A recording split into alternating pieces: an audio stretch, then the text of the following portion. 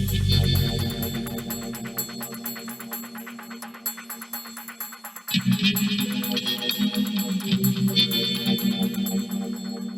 quite weird writing the book because I, unlike a lot of people, I absolutely loved school, which I know is like incredibly sad and just like a bit pathetic when you're like, I'm a big lefty.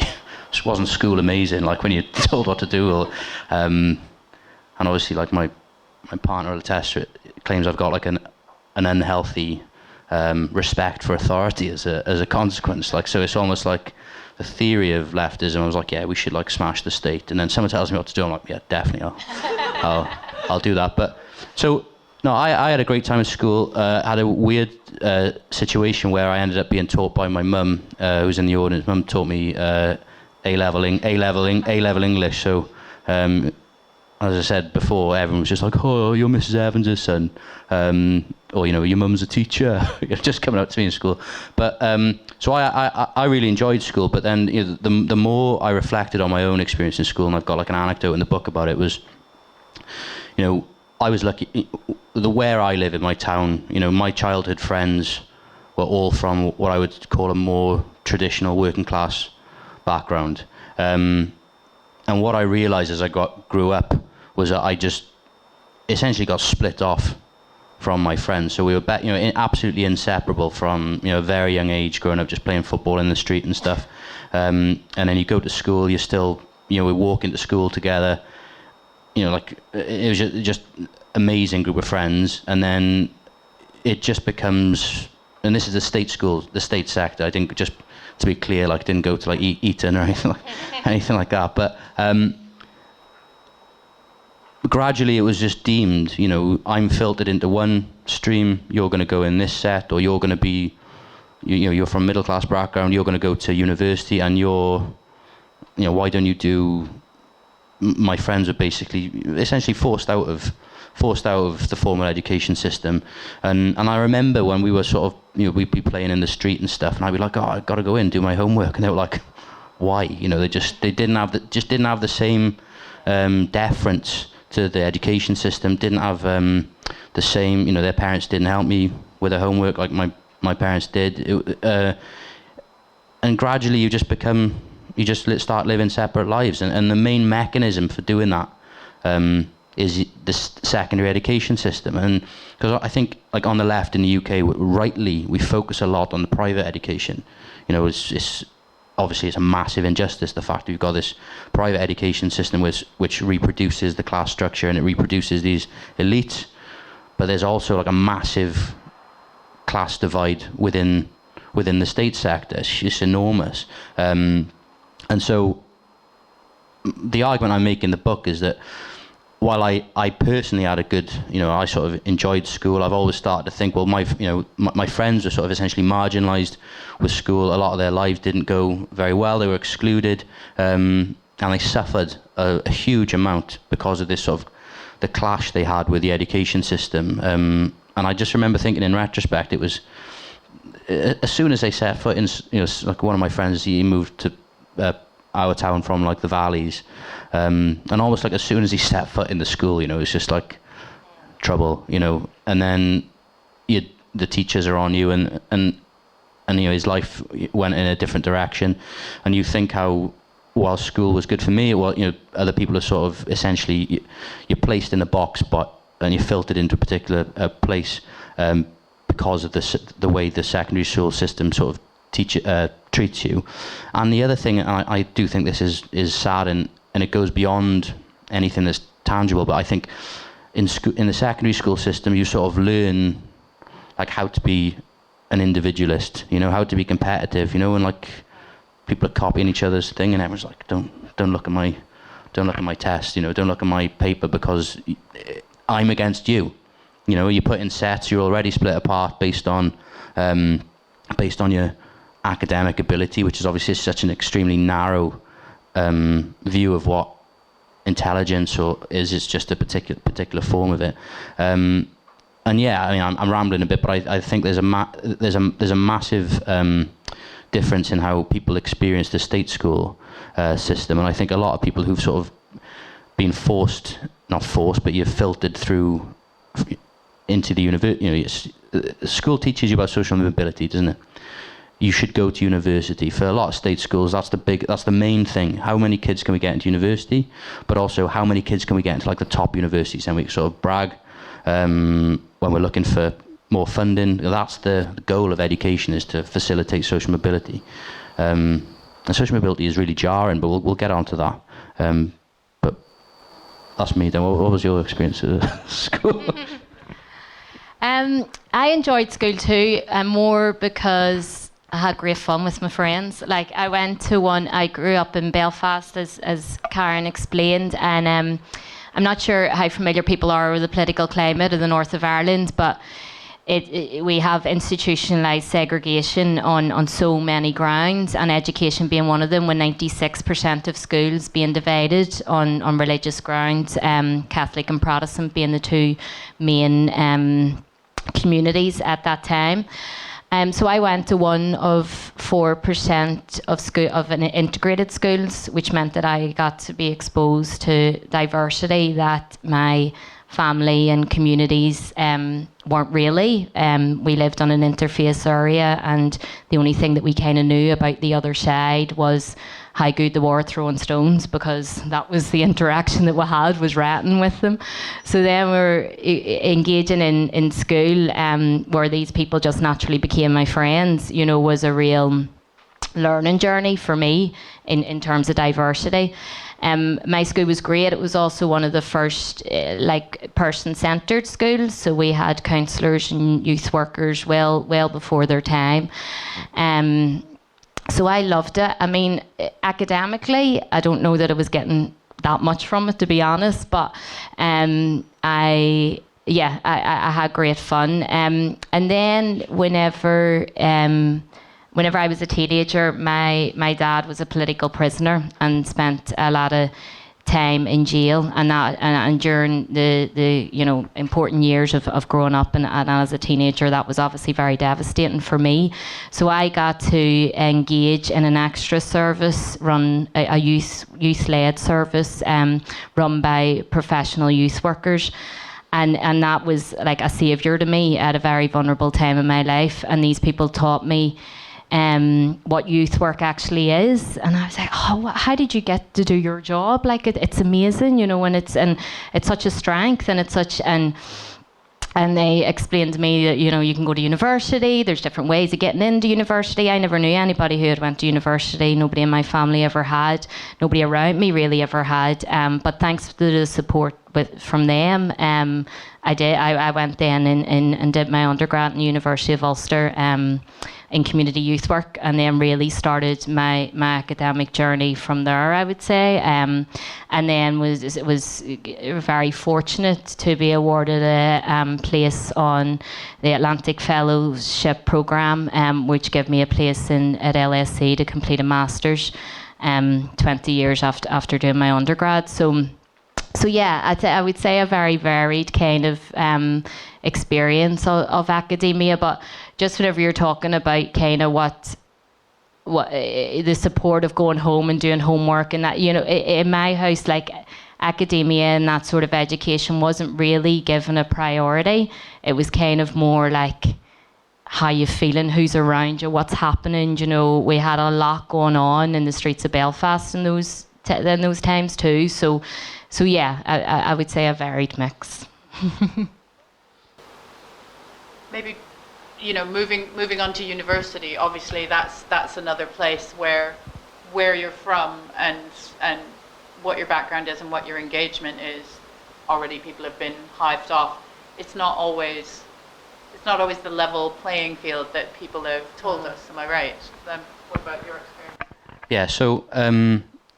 I mean, I say this in the book a bit, but like the massive expansion of higher education and the New Labour, was sold as this massive social mobility. It's going to facilitate enormous social mobility. But what happened in practice is that the university system just ended up reproducing the sort of class hierarchy that exists, but on a more miniature scale. So you have obviously the top universities, the Russell Group universities, elite universities, and then you have like less prestigious universities, and then the experience of higher education obviously varies massively according to sort of your class background and where you live. So, for example, most working class students who go to higher education don't have the same student experience as children, students with more money.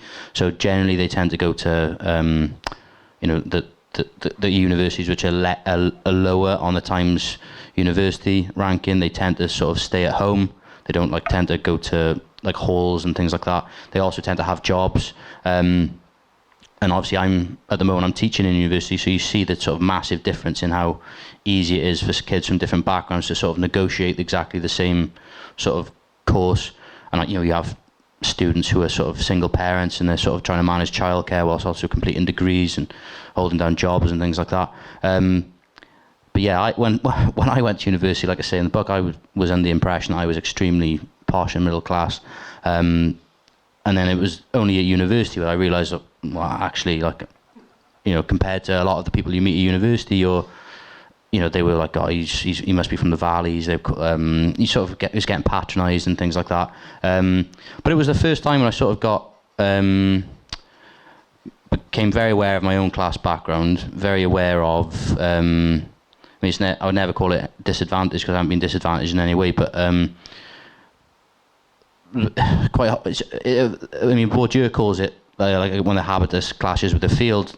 But what I really, and he describes it as being a fish out of water. When you're in an environment where you just feel massively out of place, where you don't have much in common with people. The way people speak to you and it feels like a foreign language, and the way you speak to other people felt like a foreign language. And I struggled to settle in. I struggled when I had my job in academia. I felt the sort of same thing, and it can be it's jarring. It's a really jarring experience, and it's hard to articulate because if you're used to being in those environs, if you're sort of used to, we call it imposter syndrome. People call it imposter syndrome, but I think it's just a class. I often think it's a class clash. You when you just feel out of place, you feel really insecure. And even now, I went all the way through academia. Got a PhD, ended up writing books, but you still feel like you don't belong, or you feel stupid or whatever. But that was my experience. What about yours? Yeah, 100%. And it is mad. I felt that in my undergrad, studying youth work, something I was so passionate about and around like-minded people, but there's just something about being in this institution that I don't belong here. Any minute now they're going to see that I'm a fraud, and that kind of, and that's understandable because I was the age of 18 and the first time really entering into higher education or whatever. But at the age of 35 and faced with that again in LSE, that imposter syndrome was massive. I honestly, people laugh at this, but I had never even heard of LSE before I got offered the place on the fellowship. It would never have come around in my circles. It was never. I don't know the prestigious universities and all of this, what it means. And it was only really whenever I arrived, I was like, I think this is dead fancy. Really, what am I doing here? And how jarring it was to enter into such an elite institution and talk about inequalities. That to me was just absolutely mad, and people we're discussing theories about how people are living as though they're another species or animals in a zoo. And I just remember getting my friend Azul's in the audience, and she studied with me, and we had these chats where I just felt so angry. How dare these people just extract real life experiences of real life people who is me. It's not as if it's the other, but talk about them as though they're the other, write papers on them, build a very lucrative industry out of them, but their voices and their real life experiences are actually missing from a lot of these classrooms. So I think very quick, maybe that anger or whatever, that I used that imposter syndrome into going, do you know what? No, I'm going to take this space and I'm going to speak, not only for me, but for everyone else who's not in this room and who realistically never will be, you know, and just kind of try and, develop people's awareness that people are just people. Like, they're not something for you to to continually write about all day. Well, one thing that I think is both of you experienced too, besides the people who are written about in this kind of imperial extraction, like the poor. I've met some poor. I've done but also the difference between academics and practitioners, because both of you have been or are frontline workers, and I remember our conversations at LSE that academics focusing on inequality sometimes look at practitioners the same way they look at the poor's, right? Like, how interesting. And didn't necessarily value the experience of people who are actually working in a particular sector compared to the people who are writing about the theory behind it. Am I right? Both of you experienced that? Oh yeah, 100%. Like, it's tangentially related possibly, but I had when I was in academia, it's just an anecdote, but when I was in academia first time, I remember, you know, I was just, I don't know what I was doing really for that time, but I wasn't one of the sort of inner sanctum in this research institute, because I wasn't having any impact. You know, I wasn't working with practitioners, I wasn't influencing the Welsh government or anything like that. I was just writing sort of really quite dry theory. Well, in retrospect, I sort of understand why I wasn't seen as like a rising star or anything like that. But I remember that they were always talking about the impact that a bunch of these guys who were having in the homelessness sector, and they were like, oh, they've written, you know, the Welsh government are bringing out this new housing act, and the impact's incredible, and it's really important for the uni. And then when I was in, and then, you know, a few years later, I'm actually the outreach worker for the rough sleepers in Cardiff city centre, and what would happen is, like, Friday or Saturday morning, you have a bunch of young lads with like a plastic bag, and they've just been released from prison, and they're made homeless immediately upon prison release, and they're just like, well, where do I go now? And you're like, oh, this is it, mate. Like, you're not going to get given any accommodation. You're just going to, have you got, you know, if you can you get a sleeping bag? You know, people, you know, and it was a really awful thing that kept happening. And in the evenings, I was like, okay, so why has this happened? And it turns out that the Welsh government removed priority need for prison leavers. So just in that one like little sentence in the Housing Act, it made all these lads coming out of prison just homeless immediately. And I was like, well, why did they remove priority need for prison leavers? And then I was going back through like all the policy documents that had informed the Welsh government's decision, and obviously the bit of research that had inspired them was the one that was written by those guys that were getting all the praise back when I was in Cardiff University the first time. They were like, they just wrote this document, and in the document they'd interviewed all these like jaded old housing officers who basically said, listen, you don't want to waste a bed space on a prisoner, because they're gonna be back in prison within like a few weeks. So just get rid of priority need for them, and they did. And it was, I don't know, it was just this the massive distance between like theory and practice, and these guys are still walking around. And they're still like the gods of like homelessness studies in like Wales. And I'll never go up to these conferences and go, you did this. But I wonder if they actually, I mean, I don't know if they even care. Like, I don't know if they even, they care that the impact they had was like really devastating.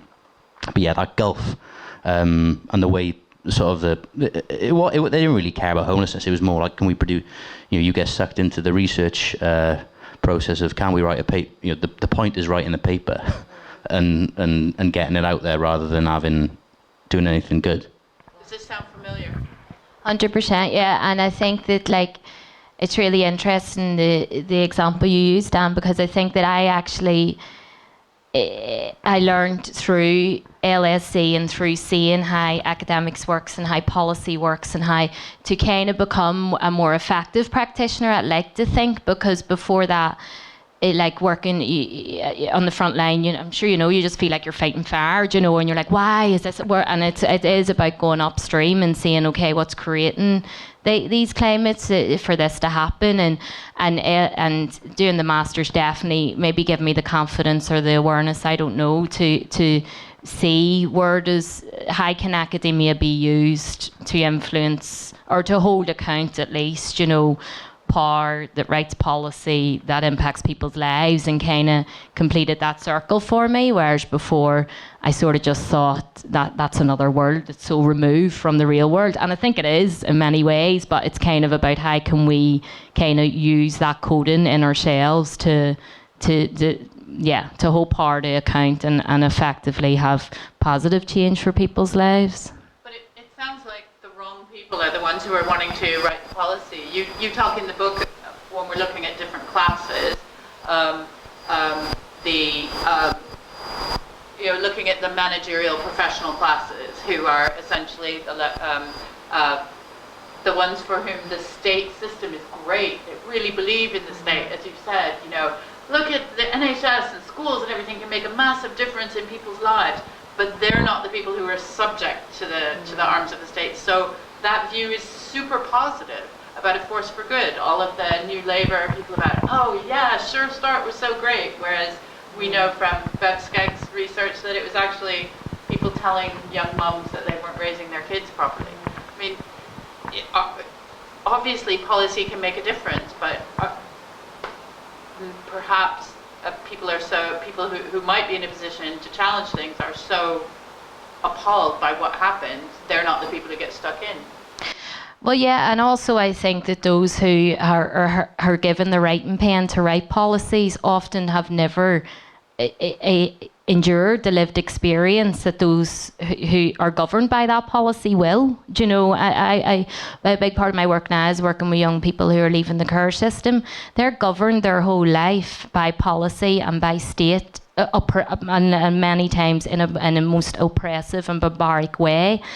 And people who, and then I engage with policy writers and government officials, and I'm not saying that you have to have had lived experience of being in the care system to know what your policies are impacting, but it's alarming how disconnected these people actually are to what's real life for these children and young people, that your words are actually governing. I think it just alarms. And the same with school exclusion. The Department for Education, who are very well paid civil servants who climb again a very lucrative career ladder to be able to write policies that decide if a kid gets their right to education or not.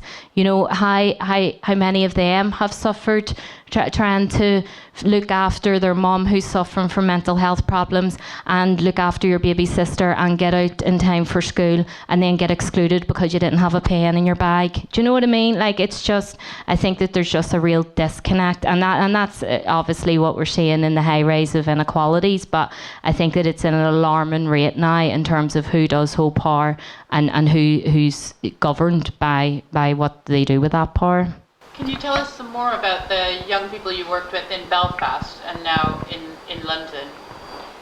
Yeah, the young people I worked with in Belfast, mainly young people who were deemed as NEET, the most horrible term ever, not in education, training or employment, as though that's your main status in life. So these programs that we ran through peacekeeping money were on the grounds of peace and reconciliation work with young people from either side of the community divide that I spoke about earlier, and we offered intensive, full-time 8-month programs for these young people to engage in, where they could learn in an informal and nurturing way, and they could heal in a community-based approach. So yeah, we're trying to look at the circumstances that young people are exposed to whenever they're living through institutionalised segregation, and suffering an oppressive state through the rise of neoliberalism and the huge massive levels of unemployment that we have, of school exclusion, all of the same problems that we have here in London there too, but we have the added complexity of the segregation and the intergenerational trauma and to be honest, the still very present occupation of the British state through a devolved government where people don't have self-determination. And anyway, that's getting very political, but yeah, so those young people are faced, with a lot. They're suffering the consequences of a war that they never had first-hand experience of, a peace process that promises peace, but also always has this threat of returning to war, and a traumatized nation, and intergenerational trauma is real. We have the highest level of suicides in all of Britain and Ireland. We have the highest level of prescription drugs. Unemployment is at an alarming rate. So the young people there have a lot going on, but getting to package a programme for them and work with them every day intensely was just absolutely amazing. We got some money as well through International Fund for Ireland to bring these young people overseas to work in Canada and America for 2 months at a time, which was just incredible, taking young people out of their own oppressive circumstances and just really allowing them to realise their potential whenever circumstances allow was just incredible. And now the young people that I work with here are young people who have been excluded from school, and young people who have been made homeless by the state whenever they come to leave the care system. What differences do you see between the two groups? It sounds like there was at least funding for programs in the north of Ireland that you don't see the same thing in London, do you? Definitely not, no. And I think that, funding, people in the north of Ireland are getting it tight now at the minute. Peace and reconciliation funding's dried up, and Brexit it has stopped the access to EU funding and such. And we haven't had a sitting government for 2 years, so there's a lot of issues going on there. I'm not saying it's all rosy, but absolutely, I think the peace and reconciliation work allowed us. It funded community and youth work, and held us as professionals and recognised that set of skills that was needed to deliver that work that I don't see the equivalent here in London. And I think as a consequence of that, even just if we look at kind of perpetuating inequalities, like the community youth work, what I see here in London is so underfunded and under-respected that it takes for people from a privileged background to be able to do it. It's almost like you have to have something to be able to sustain yourself, to work for really crap wages and live in a very expensive city. So with that, then you get frontline staff that aren't representative of the young people that they're serving, and then that inequality is wedged, where young people are feeling like they're being judged because it's middle class do-gooders, for want of a better summary, but sometimes it is that to have no idea what life is like for these young people. And so we're seeing that inequalities even being perpetuated within a sector that is set up supposedly to support. Yeah. I wanted to ask about social mobility, because I know it's something you both have talked about and the book looks at as well. Education, I think, is like a paradoxical, sits in a paradoxical place in that, on the one hand, I do think the education system sort of reproduces some of the worst inequalities in our society. But on the other hand, I think we've all got an idea of what the transformative potential of education. My issue with social mobility is it's ripping people out of their class. It's ripping people out of their community, And the problem with social mobility is that ultimately it's that desire to get to the top, which sort of, in my opinion, sort of corrodes solidarity, which inculcates individualism, which for all people's radicalism, a lot of I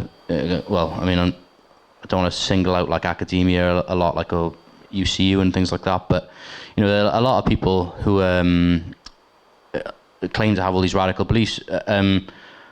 Are often, including myself, are often highly individualistic. People would always want to be like a manager. People would want to climb to the top of the career ladder. And I personally think that's a massive problem. I think it's a massive problem in society because ultimately it stops people becoming or developing collective values. It stops widespread collectivism. It stops us identifying with other people. And one of the and this sort of I mean, obviously you said about the middle class do-gooders. Like, I talk a lot about like professional managerial class in the book, and this weird paradoxical this paradoxical view of poor people. You know, on the one hand, you've got this paternalistic ideology, like, oh, we need to help these people, but it's often underpinned by this really fundamental assumption that sort of working class people or marginalised people are essentially deficient in certain things, and therefore we, as sort of managers or professionals, we have to help these people. You know, that in the homelessness sector, and I'm sure in like youth work and refugee sector and things like that, there's this massive like saviour thing of you know, like, we have to help these people, you know, and they can be very progressive in their language, but then they'll say things which I was like, well, you really think these people are sort of essentially savages or scumbags, you know, like they really don't actually like them. And I think a lot of that is bound up with social mobility, this idea that, you know, ultimately that people are where they are in society for a reason, you know, like we were saying about why, you know, why don't people engage in education? And I think it can be quite hard for people who've successfully negotiated institutions, who've successfully negotiated school, to sort of understand the reasons why people don't engage in education. And I just don't, I think ideologically, the ideology of social mobility, of moving out of your class, moving out of your community, is just not good. I don't know, that's probably a bit rambling, but what do you think about it? Yeah, I agree. I think it does nothing to challenge the structures of inequalities, and in effect, it contributes to that narrative of, oh, well, if you can't succeed, that's your fault, because look, there's Michaela has managed to go to London and go to a big, you know, fancy uni, and what's wrong with you? And is social mobility, yeah, it's really interesting for me because I've benefited from it, you know. So like, and I think that, yeah, I need to give a bit of a realisation and acknowledgement to that. But at the same time, I think if in looking at the topic of challenging inequalities, it's picking out a few lucky, you know, or even for inflating our own egos, a few special, you know, talented, driven individuals. Let's take you out of the circumstances that you're living in and leave the rest on the scrap heap, you know. And yeah, I think it doesn't go nearly enough. And what worries me, I think that the Social Mobility Commission did a report, and like I think I read down the statistics that 35% of adults thought that everyone had a fair chance, and 46% thought it depends where you come from and you're kind of what you were handed in life, you know, initially. So I think that's where it becomes interesting, because how much does it contribute to the dominant narrative out there, and how much does the dominant narrative keep people thinking that their own individual circumstances are their fault and solely their responsibility? There's also this this fascinating study. It's called the Paired Peers Project, but it was looking at social mobility. This paradox of social mobility in schools. On the one hand, schools are encouraged, as you said, that the best thing we can do is to pick.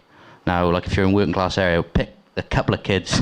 They're going to be our like stars. They're going to be like the face of social mobility, and you can get out.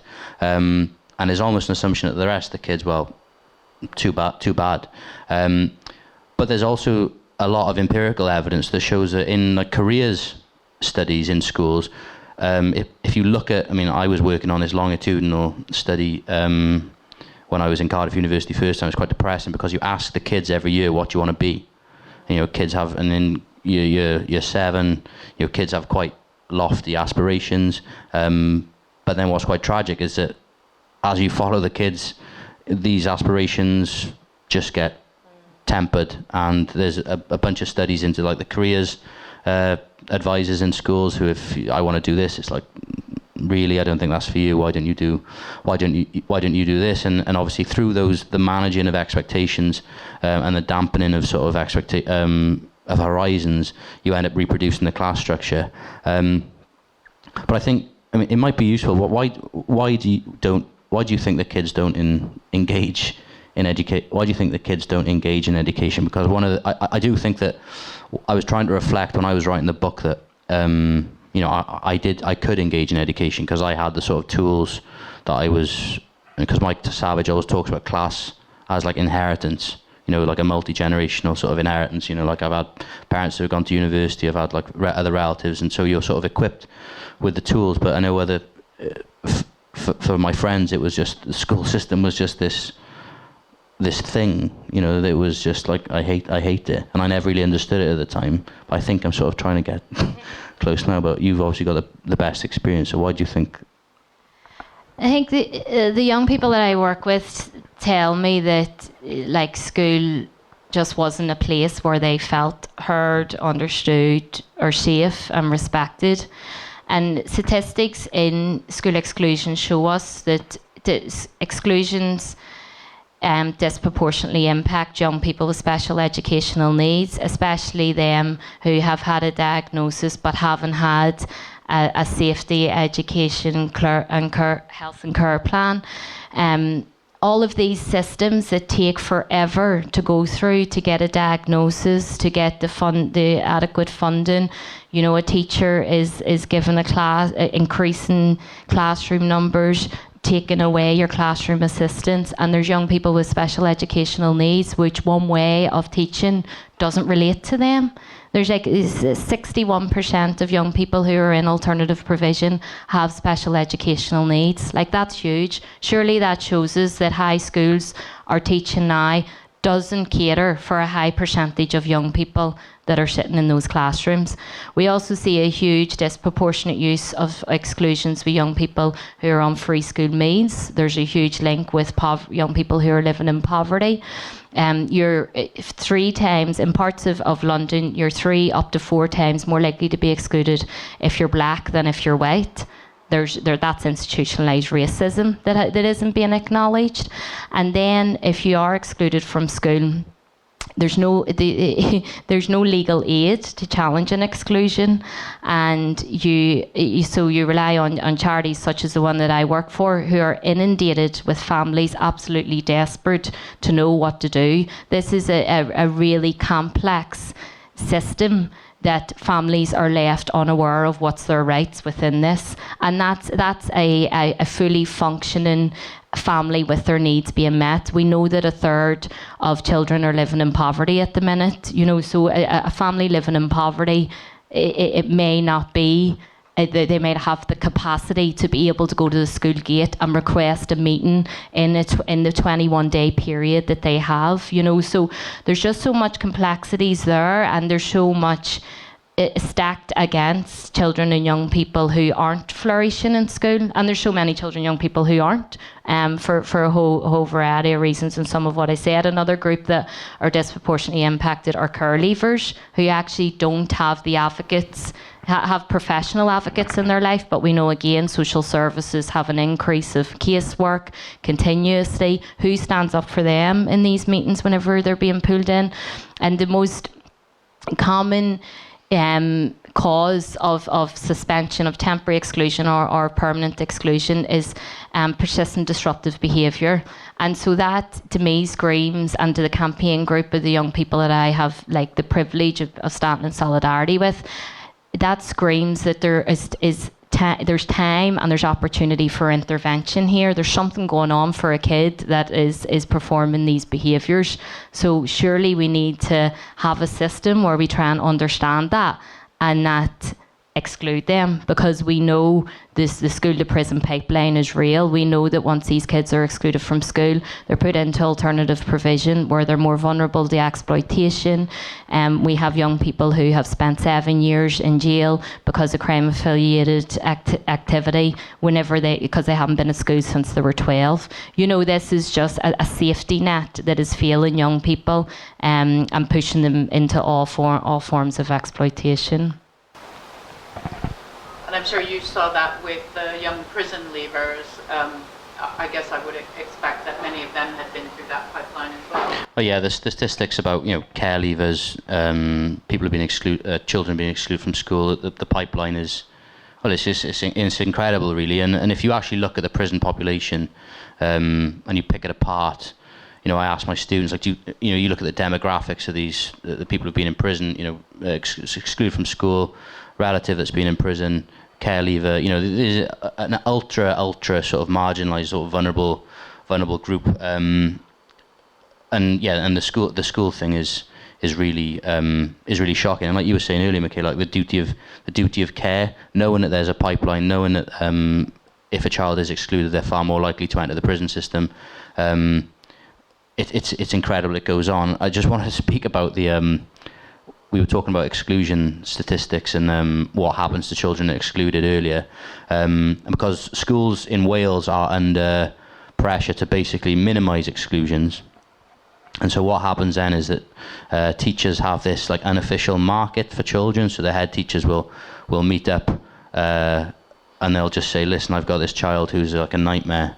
Can you take him? And they just do children swaps to keep the statistics low. And then so kids will go and spend a term in one school, they'll struggle, they'll spend a term in another school. And so these are not even included in the exclusion statistics. But one of the paradoxes, and you all know this intimately, is that schools are given now more, like if you look at some schools in South Wales and like sure in London, schools basically resemble like massive like anti-poverty centres, like in some ways, and in parts of like New York they do as well. They've got on-site educational psychiatrists, they've got nurses, wrap around like before school clubs, after school clubs, because schools are basically having to fill in where the state has totally failed. And that one of the big legacies of Blairism is that Tony Blair truly believed, and this is where school league tables and stuff come from,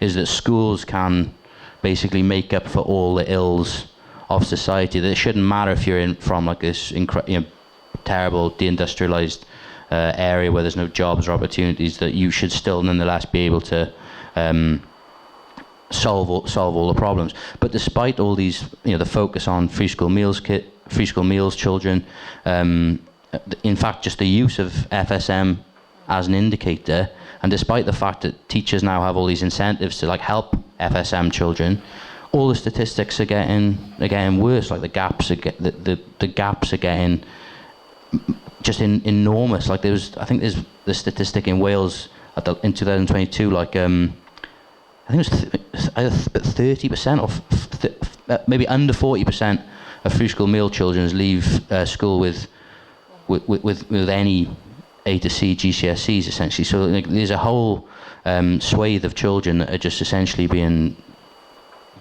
just dumped on the sort of the scrap heap, and they're not being. But do you ever come across that? Like when I was doing education research, you go into schools and there's more and more focus being put on, but the problems are getting worse and worse and worse, and the outcomes are getting worse and worse and worse. So what's going wrong? What's going on? We live in a capitalist society that is just bleeding everyone dry. I really think that, like I was, whenever reflecting earlier on like our own experience of education, and I remember my school being groundbreaking at the time, that they had a youth worker and a counsellor, and we had a chill out room that had tea and toast, and it was lovely and had positive quotes on the wall, and I remember that being very unique at that time. And some schools I see in London kind of have tried to have that same type of vibe, but also I have to say some really don't. And I think the rise in academies where they're just a law unto themselves completely and not really governed or having to abide by much standardisation at all is really alarming. There's just a business model being implemented there where they're just trying, from what I see, and this might be a crude analysis, but it just creating little robots for the capitalist system that they're going to go out to the world of work, and these young people, I honestly can't explain how incredible the young people I work with now who have been excluded from school are, how much talent and intelligence and passion and skill and everything. It's just taking the time to figure out who they are. You show them that they're safe and create a nurturing learning environment that they can thrive in, and then they do. And I know that sounds like, oh yeah, if you had the privilege of time and if you had the resources and if you had, but we can. You know, it's not like this is something that, oh no, that we couldn't possibly entertain that. Well, we're looking at literally like thousands of young people being excluded from school every year. So we need to do something. You know, how about we try a different model, because the one that's there at the minute really isn't working. And I know that I have some friends who are teachers who'll say like they're the ones that are going and buying the loaves of bread to bring into the kids who they know are starving. You know, schools are so under-resourced and underfunded. Some schools, some who produce good, you know, compliant, well-mannered kids that can go straight into the likes of LSE and keep the economy going as it is, you know, do have rewards, but there's so many that are left out of that model completely. Well, one of the things I was trying to tease out in the book is that, you know, again, we focus on the private school system a lot, but one of the legacies of Blairism was to create like essentially segregation by class within the state system, you know, through the academy, but also in terms of geography. So we all know if there's a particular borough, whether it be in London or South Wales, you know, like in Cardiff, you have good schools where all the middle class families will move, and then there's just essentially bad schools, and then there's this sort of vicious circle where, can't send my kids there because it's rough or whatever, and then that school in turn gets deprived of funding, and essentially there's like a dumping effect, and these sort of class divides just become absolutely enormous within this state school system, which is meant to be sort of egalitarian. And now, like in Wales in particular, everyone pat themselves on the back, like, oh, we don't have many private schools. But like one of the things that Blair was so good at doing is like you didn't need private schools because you had like the professional managerial class could sort of send their children to state schools, which were basically had like 3-4% free school meals children that had the same amount of funding essentially as private schools anyway. So it was essentially creating opt-outs for middle class parents within the private school system, within the state school system, and that's essentially what the academy system I think must have been about, was creating that ladder in. Someone just go off? I don't know. Like, was it the LJ aircon? I was just. Your battery's running down. We're going to go to some questions shortly. We've got half an hour for some fantastic questions. But before we do that, you were coming toward this. So, can education be used for egalitarian purposes? And if so, is it inspirational quotes on the wall? Is it more wraparound care? What could a good, positive educational system look like? Sorry, big question. Everybody else has been thinking about it. I think it you know, in building the utopia, which we'll have to hold on hope to, otherwise, oh my God, what's the point? But yeah, we have to see that schools and I think we're really a long way off from this, but they do have the potential to be a supportive, nurturing, safe place for young people, children and young people, which they need, you know. But I think that I mean, I don't want to sound too cynical, but I do think we need to kind of rub out and start again from what we have now, because it's becoming, in what I can see, it's becoming more like a business model. It's failing more and more young people, and we're carrying on as though that's just what we have to do. We have to continue teaching this, like, this curriculum. We're not looking at, okay, your curriculum is deeply problematic. Does it acknowledge, let's say, the colonial past of, you know, how have we, just to kind of share a story of a few of the young people I've worked with actually have said this, that whenever they have come to be excluded from school and they were given a chance to come up and say their piece with their carer or their parent, that they had to be the translator between them and their parents and the school. And just looking at the inequality of power in that setup within itself is really, really alarming, you know, and why why is nobody questioning that? Why aren't we saying, you know, there needs to be a level of joining up these social issues that the state have created, and not further punishing people who are on the receiving end of them. So yeah, in short, I think that, and I have the pleasure of like working with young people in informal education, and like I said, they're absolutely incredible. They've bags of potential. They're going to be the next world leaders, and it would be a much better place if they were. So I think that there's a potential there for education to have a key role, but it needs to be a million miles away from where we are. For me, the big question is, we have to ask, what is the point of education? What is education for? Like when I was doing education policy, like on behalf of the Welsh Government or things like that, every single education document is about social mobility. It's about like this, we have to get these kids to university, we have to get this, and that really is about, like, I guess, the idea of like the good life. What is success? What is and if the only idea of education is just to essentially rip people out of their community, get them to move to Cardiff or London or whatever, and have this, necessarily the things that get privileged, the types of behaviour that get privileged, the forms of intelligence that get privileged within the education system are going to be like extremely narrow, and it's really going to sort of benefit. It's only going to benefit people who want to move up that sort of, want to take that path.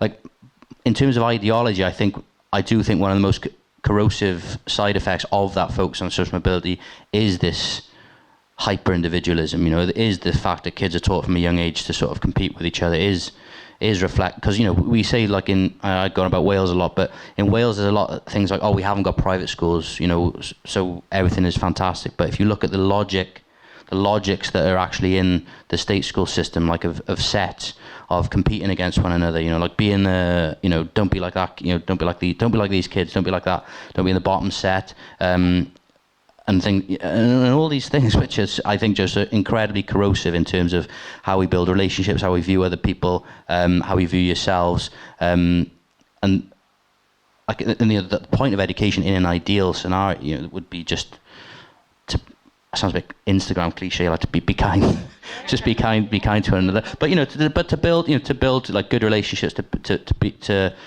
have like sort of healthy, strong communities. And you can't really do that if you're encouraging people to sort of, compete with each other. So it'll involve, like Michaela said, like a reset, I think, of what the actual point is, because so much of even the most progressive and radical rhetoric around education, I think, still takes for granted this idea that there's a particular view of what success is. So we have to sort of rethink about, think about the society we want to achieve, and then go back and build the education system based on that, rather than the cutthroat one we've got. Hear, hear.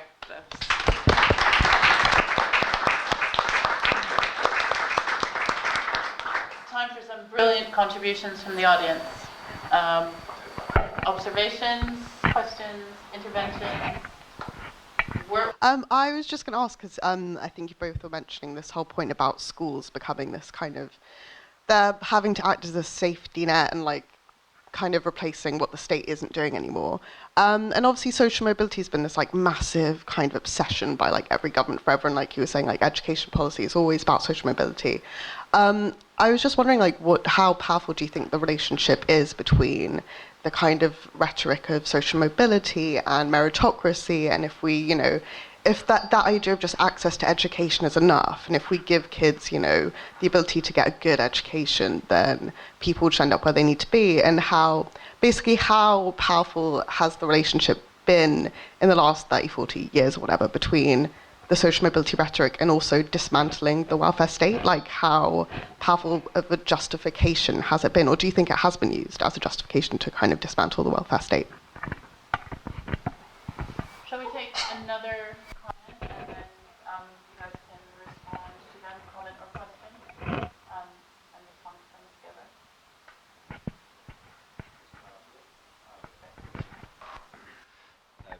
Hi, yeah, thanks for the chat. Talk is really interesting. Question, I guess, is well, I wrote it down because I get nervous speaking, so I like to write it down. It was to do with, you spoke about how the education system replicates power, replicates the economy, capitalism, I guess.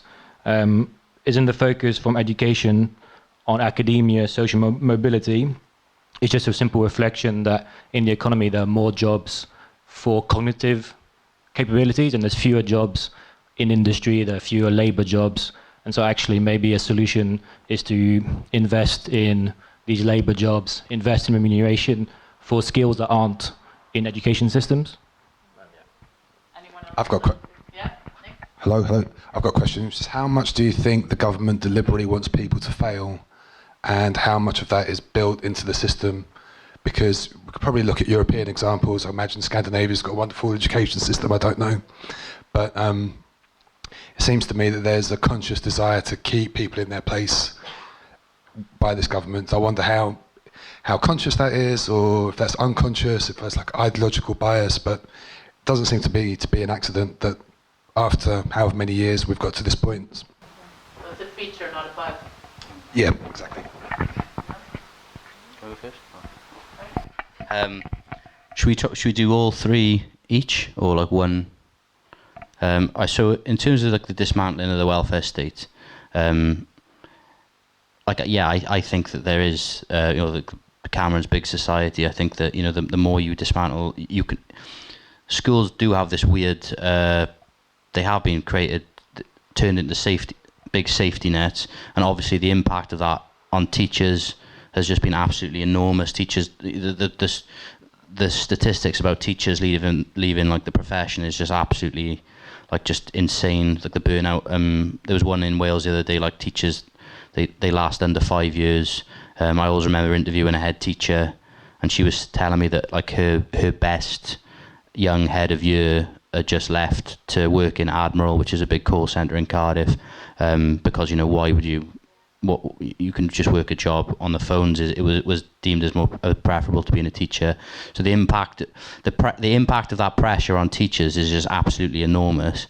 And I do think there is a palming off of responsibility onto these institutions.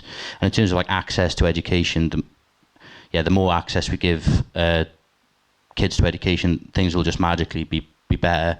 That doesn't take into account all the things like the culture clash or habitus clash between sort of like a lot of working class children and school or as totalized institutions. I think it just doesn't really get appreciated that education, if you can just get more school, you have to pick apart what are the values that school sort of embodies, what class, because I don't know if we have talked about it a bit, but like there's a lot of work by people like Nicola Ingram, I think she's from Northern Ireland actually, talking about like the sort of the clash between the class values that are embodied in the particular school as an institution and the sort of the students, and how often it's almost like the language, it's like a language barrier essentially. Like the students don't really understand what the teachers are telling them, and the teachers don't really understand why the kids can't engage and things like that.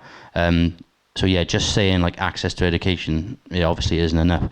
Do you want to answer that one now, and then we'll go? Yeah, I totally agree, and I think that yes, there's the potential for school to have this wraparound service and be the safety net, but really they shouldn't be. We should fund a welfare state, an NHS service, a social services, a social care service.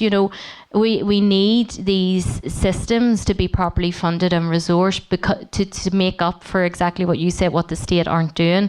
And I think that it's almost, you can see with the shrinking of the welfare state, with the shrinking of the charity sector, with the huge overload and responsibility on social services, that things are falling through the net. Young people are being failed, and then it's on the head of a social worker, it's on the head of a teacher, it's on the head of a mental health professional, because we're expecting these services to do far too much. And I think that it is a real I mean, to cover your point, like, I 100% agree that I think it is intentionally done, and I think that that is something that, with the rise in the belief of meritocracy and social mobility, that's where it's really damaging, because it's almost like those to me, almost like those at the top that are creating all this are just getting off completely scot-free, because those on the front line are being gaslit. You know,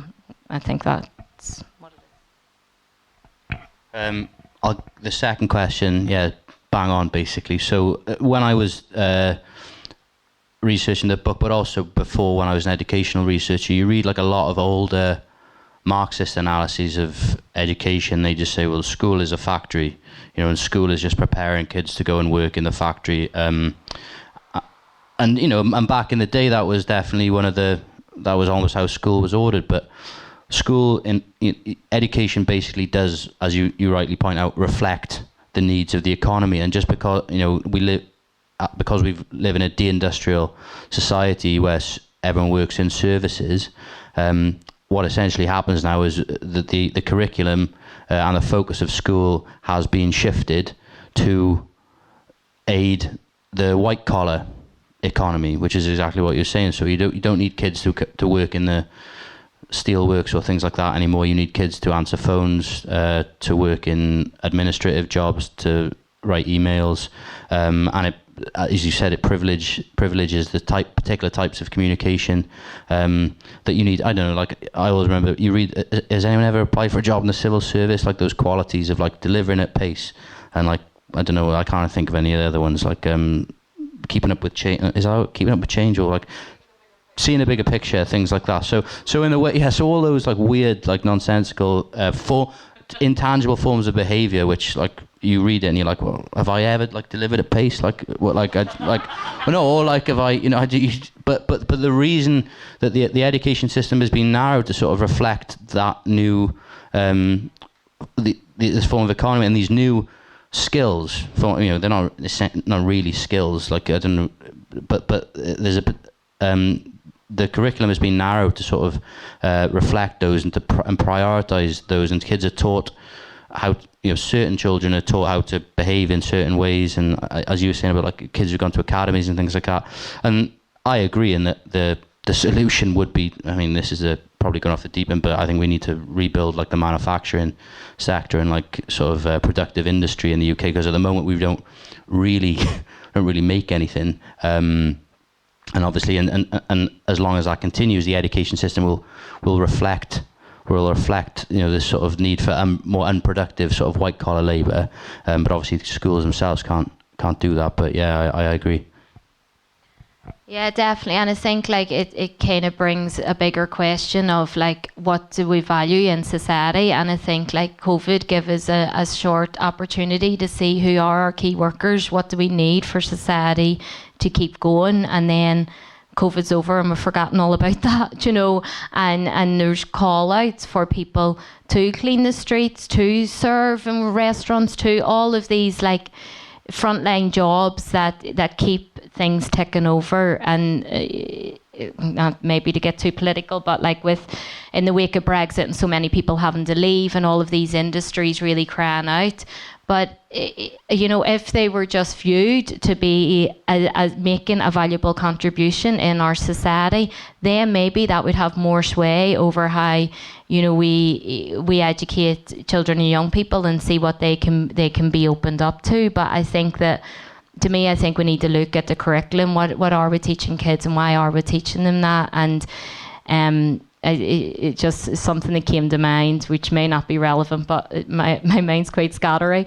That apparently in the development of AI, that we're going to have like robots creating live music for us now. You know, I'm writing poems, and do you know, it's just a bit of a scurry glimpse into the future. Do you know, why aren't we centering creativity in the centre of our schooling with children and young people, whenever that's something that children naturally have before they're told, actually, don't put down the pencil and start learning how to write and read. You know, I think that it needs a whole shift in mentality, and we need to have the curriculum at the centre of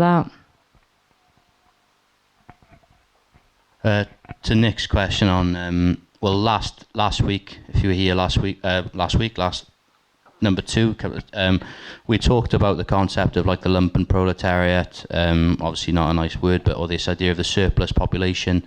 And if you look at like the prison population or the homeless population in the UK, you've got about between 5 and 10%, people who have been in the care system, prison system, been excluded from school. Obviously, more and more people are reliant on the benefit system. So we were arguing that there is this idea of an ultra marginalised sort of group within society that is distinct from even the sort of formal working class. The sort of there is like this. You don't use the term underclass, but there is a group of people who are extremely marginalised, and like the role of school in that is really complex, I think, because there's like a lot of American educationalists who definitely argue that it's deliberate. The schools replicate prisons, but one of the biggest ones is the military-industrial complex and the militarization of the educational system, and using this sort of children that are not succeeding in school, sort of funneling them into the military. One of the projects I was working on that I never actually finished when I was in Cardiff was the militarisation of the Welsh education system. And you had, military recruiters visiting schools in deprived parts of Wales, like 25 times a year. And there was obviously this deliberate strategy of essentially picking up a lot of the children who Michaela works with, those at a risk of exclusion. There's this weird coming together of head teachers, the British Army, and a bunch of other people to go, well, look, these kids are struggling. And then obviously the military comes in, and obviously that is obviously based on class and geography, because richer, leafier areas don't get those visits. But so there is this weird thing, because I wouldn't say that schools they want to reproduce this sort of surplus population, but there is almost an unintentional reproduction, especially with regards to the military. And like they have military. I don't know if they have military foundation colleges in London, but like there's like a whole new tertiary education sector in Wales now, further education colleges, just military foundation colleges. So you just have kids wandering around in camouflage from 16, and those kids are generally the ones who have, they've struggled in school, and it's like, well, don't go to college, don't go to university, but you can have 2 years in a military preparation college. And so you could certainly argue that the education system is implicated in this, and even if it's conscious or not, it's nonetheless doing it, Yeah, 100%. And I think that, like, whether it's conscious or not, but who's it governed by? It's governed by this government, and we know, like, where the Tories' political ideologies are at, and what they actually think of young black fellas who are having to go into gangs to feed their parents. They're the ones that are starving their parents and forcing them to do this, So I think it would be foolish to not see it as a joint up, in maybe a cynical viewpoint, but it intentionally done, yes. And I think that, like, we need to look too at the other political choices that are being made that are impacting on kids not having their right to education too. The amount of children and young people who arrived here on dinghies, who are sitting in hotels beside Heathrow Airport, that have no way of even transporting themselves to a school, never mind having access to an education. These are hundreds and thousands of children and young people that are being denied their fundamental human right to education. I think that if we expect that this government cares about that, they're the ones who are putting them in hotels with threat of deportation every day. So not only do they not care, they've created this. I think to get a glimpse into the kind of soul and motivation of this government, we just need to look at what they're doing to everybody, really. And just very quickly on the recruitment into the military, that was my first experience of a temporary exclusion from school. The British Army came to my school, a peacekeeping school, to recruit peacekeeping in a working class area to recruit for young people to join the army. And me and a few of my friends organised a protest and walked out, and then we were threatened with exclusion. So I suppose that was the start maybe of the rebellious streak. Anybody else? Thank you, that was all super interesting. You mentioned academia a bit, and I wanted to ask, sort of in both of your experience, the role you think academia plays in sort of maintaining the system and also actively kind of dismantling the welfare state, as you mentioned. So for example, I work in sort of AI ethics in academia, but all of my peers in AI are sponsored by kind of Google or AI companies. And so we're only seeing very specific things come from those programs, right, as opposed to things that are funded by the taxpayer. And you mentioned the housing policy that came from those professors. And I just wondered what you see the implications of relationships between academia and government, or academia and private industry, and how that affects the systems we've discussed, and how you can disrupt that, if that's possible. Yeah, I mean, I think, personally speaking, I think the political ideology overwrites everything, and right now we live in, an authoritative capitalist system, and so money's going to talk in everything. And I think that, just as a side note, it's not focused on education but is in academia. I've spent a bit of time out in Palestine and do Palestinian activity and solidarity work, and there is a lot of academics who have been completely struck off but for exposing the Palestinian plight and the Israeli illegal occupation. And I think that that's just an example of where power sits in terms of who's funding who, or who's scratching who's back, and who's getting what published and written. And I don't know, Dan obviously know a lot more about the world of academia and how that is to disrupt, but I can imagine it's very difficult if you want to have any type of salary or future. Yeah, it's really difficult, and because obviously I tell myself, I'm a radical academic, I'm going to make a massive difference. And like Michaela said something earlier about, getting in and sort of owning it and making a difference from making a difference from the inside. And that's obviously that's I know there's a lot of good academics who've always tried to do that, to use their sort of profile to sort of climb the hierarchy. And once you get this big profile, you can make a difference.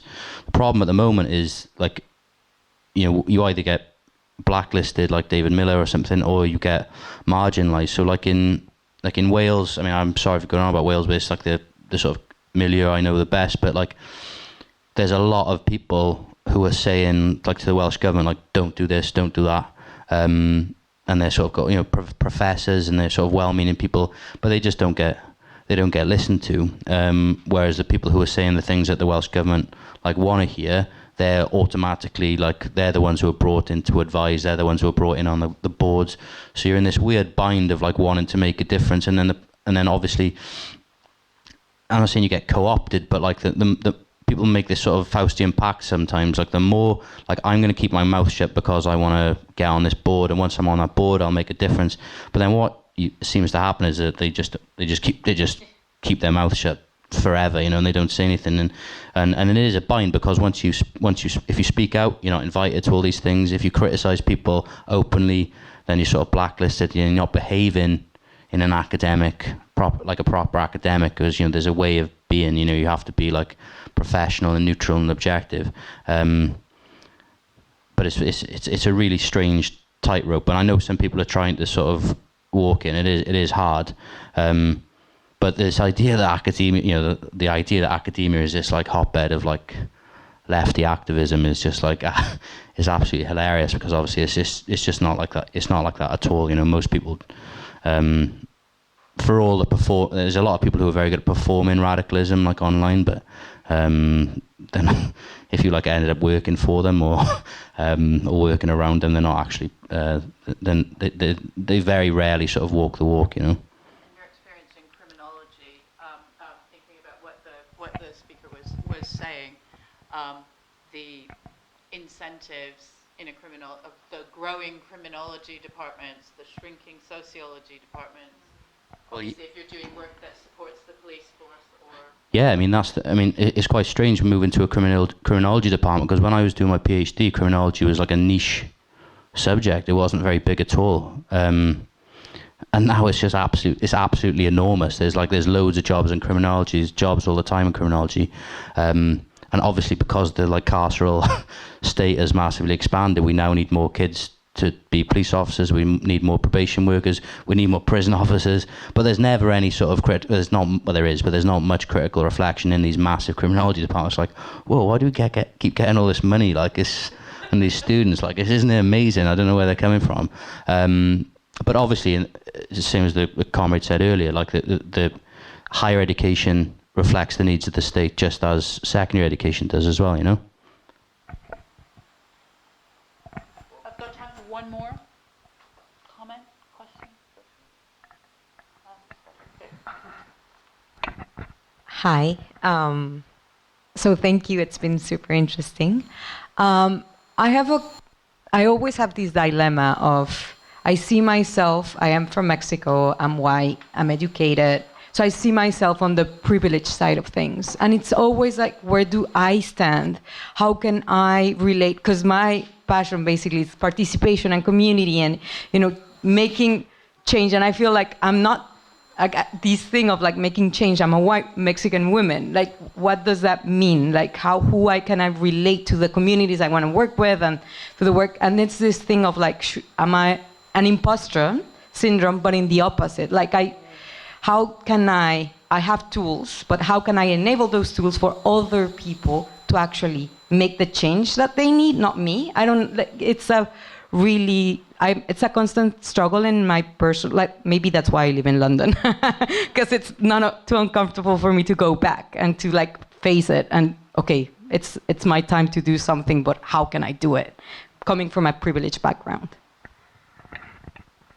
Yeah, I think it's really interesting, and I think it shows a real awareness of positionality, doesn't it, of who we are and what we kind of bring to the spaces that we're in. And I think even just in my own social mobility, I have felt that. I've been oh God, here I am, in a shared house, living in a shared house with a landlord who's probably taken this house off a family who were, it's social housing was great, and you could drive yourself insane how far back you go. But yeah, I think having a willingness to share and open up your skills and the privilege that, as you explain it, and the things that you have at disposal, in a human connecting way, surely just makes us more stronger and stops the kind of isolating of one privileged group against another. And I think that who young people I work with who say London works for some people, teachers come from all over the world and then they're here to imply a set of rules on us and they have no idea what we have come from, and there's not that, well, I mean, I'm sure there's great teachers out there who are critically thinking about this, but in some experiences there's not. And I think that the more that we can just integrate our own positionality in the spaces that we're in, regardless of where we've come from, but how we show up here on that day, I think is how we can show proper solidarity for those who are marginalised. Yeah, I think it's interesting because I personally don't really like the language of privilege sometimes, because I think it can end up crippling people, and people are just so terrified to sort of give back or sort of help out because they're afraid of being told off or something like that. And I think we have to be reflexive of our own experiences, and the fact that a lot of the time, unfortunately, we are, if you work in a role where a professional role where a teacher or a social worker, the reality is all these roles are essentially helping or managing this the working class or the surplus population on behalf of the state. Doesn't mean you can't be helpful or be a good worker or do a good job, I mean, the reality, unfortunately, like, so when I used to work with the homeless, you know, I used to think I was cool. I chat, you know, I was like, I can build rapport with the rough sleepers. But ultimately, like, regardless of how sort of personable I was, you're still ultimately, unfortunately, gatekeeping the housing system, and you're sort of the face of the state, like, whether you like it or not. And that means you get told, you get sworn at, like, a lot. Just like if you work in like the DWP, if you work as a job coach, you're going to get a lot of because even if you're really nice to people, you are nonetheless the face of the state, and you're gatekeeping people's benefits and so on. But, you know, having said all that, like, I really think that people